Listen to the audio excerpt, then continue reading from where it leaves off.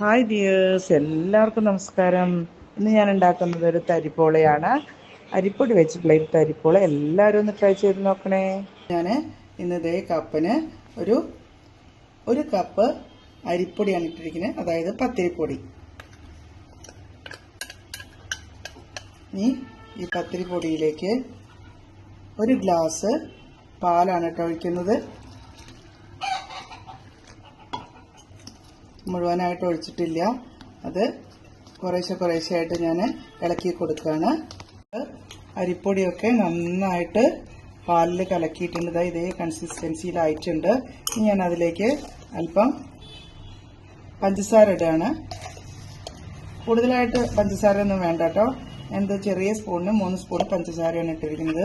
നിങ്ങളുടെ ആവശ്യത്തിനനുസരിച്ച് ഇട്ടോളൂ. ഇനി ഇതൊന്ന് നന്നായിട്ട് നമുക്ക് കലക്കിയെടുക്കാം. 3 കോഴിമുട്ട പൊട്ടിച്ചൊഴിച്ചിട്ടുണ്ട്, അത് നന്നായിട്ട് നമുക്ക് കലക്കിയെടുക്കാം. കൂടാതെ ഒരു 3 സ്പൂണ് പഞ്ചസാര ഇട്ട് കൊടുക്കുന്നുണ്ട്, അത് നന്നായിട്ടൊന്ന് മിക്സ് ചെയ്ത് കൊടുക്കാം.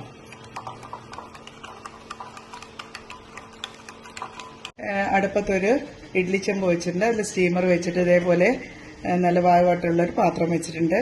അതിൽ കുറച്ച് നെയ്യ് തടവി കൊടുക്കുകയാണ്. നിങ്ങൾക്ക് വീട്ടിൽ ബട്ടർ പേപ്പർ ഉണ്ടെങ്കിൽ വെച്ച് കൊടുക്കാം.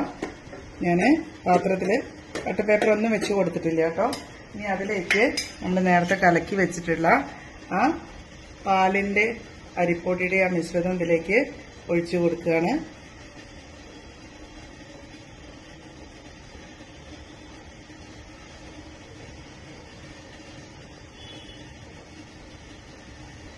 നമുക്കത് അല്പസമയം ഒന്ന് അടച്ചു വെക്കാം.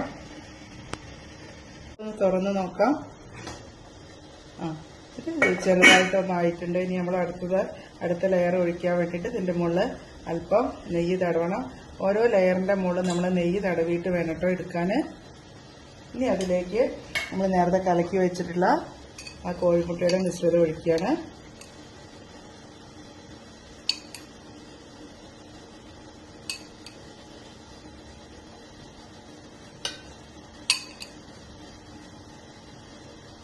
ഇപ്പോൾ ഒരു 2-3 ലെയർ ഇതേപോലെ തന്നെ ഉണ്ടാവും. ഓരോ പ്രാവശ്യം അധികം ഒന്നും വേവ് ഉണ്ടാവില്ല കേട്ടോ അതിന്. ഇനി നമുക്കൊന്നുകൂടെ ഒന്ന് അടച്ചു വെച്ച് വേവിക്കാം.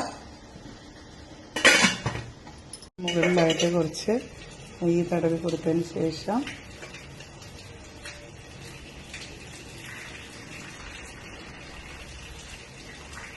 ലെയറും കൂടി അരിപ്പൊടി ഒഴിച്ചു കൊടുക്കാം.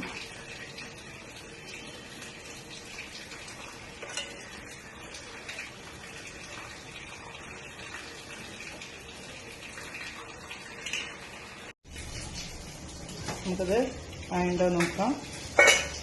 ഇനി അതിൽ ഇതേപോലെ തന്നെ ആദ്യം ചെയ്ത പോലെ തന്നെ കുറച്ച് നെയ്യ് തടവി കൊടുക്കാം. വേഗം ആയിക്കോളും കേട്ടോ അത്. പക്ഷെ എല്ലാവർക്കും ഒരു പേടി ഉണ്ടാവും, ഗ്യാസൊക്കെ ഇല്ലാത്തതല്ലേ വീടുകളിൽ, കിട്ടാൻ നമുക്ക് പ്രയാസമാണ്. എന്നാലും ഇങ്ങനെയുള്ളൊരു സാധനങ്ങൾ നമുക്കൊന്ന് ഉണ്ടാക്കി നോക്കാം. ഇനി അടുത്ത് ഞാൻ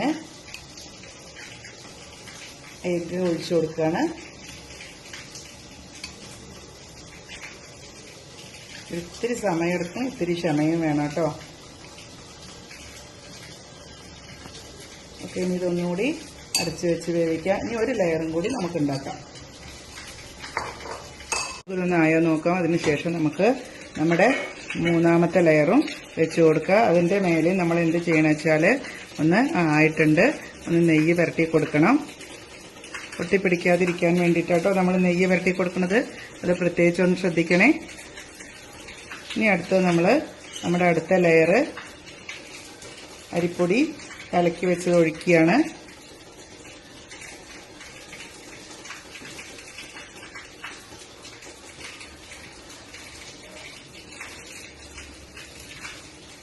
ഇത് അല്പസമയം കൂടി ഒന്ന് ഇരുന്നാവട്ടെ.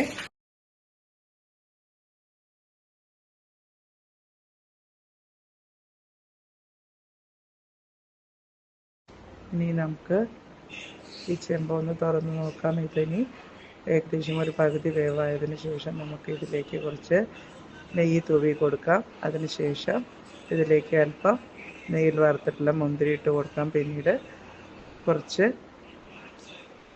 അണ്ടിപ്പരിപ്പിട്ട് കൊടുക്കാം. അത് ചെറുതായി മുറിച്ചിട്ടാണ് ഞാനിതിലിട്ടിരിക്കുന്നത്. ഇനി നമുക്ക് കുറച്ച് സമയം കൂടിയിട്ട് ഇത് അടച്ച് വെച്ചിട്ട് വേവിക്കാം. അങ്ങനെ നമുക്ക് നമ്മുടെ തരിപ്പോള തയ്യാറാക്കാം. നമ്മുടെ തരിപ്പോള റെഡി ആയിട്ടുണ്ട്. ഇത് ചൂടാറിയതിന് ശേഷം നമുക്ക് വേറൊരു പാത്രത്തിലേക്ക് സെർവ് ചെയ്യാം. നമുക്ക് നമ്മുടെ ഈ തരിപ്പോള വേറൊരു പാത്രത്തിലേക്ക് കൊട്ടിക്കൊടുക്കാം.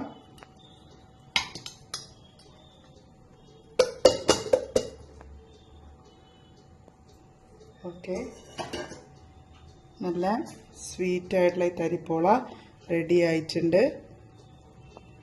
നോക്കൂ, ഇത് കണ്ടോ ലെയറുകൾ? ഇതാ നമ്മൾ നേരത്തെ എടുത്ത പോലെ തന്നെ ഓരോരോ ലെയറുകൾ കണ്ടില്ലേ? ഇതെല്ലാവരും ഒന്ന് ഉണ്ടാക്കി നോക്കിക്കോളൂ.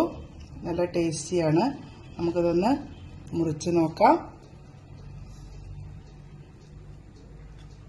വളരെ സ്വീറ്റായിട്ടുള്ള തരിപ്പോളയാണ്. ഇത് നോക്കൂ, ഇത് കണ്ടോ? 3-4 ലെയറുകളായിട്ട് കണ്ടില്ലേ? എല്ലാവരും ഉണ്ടാക്കി നോക്കണേ. കമൻറ്റ് ചെയ്യണം, ഷെയർ ചെയ്യണം, സബ്സ്ക്രൈബ് ചെയ്യണം. Okay, thank you.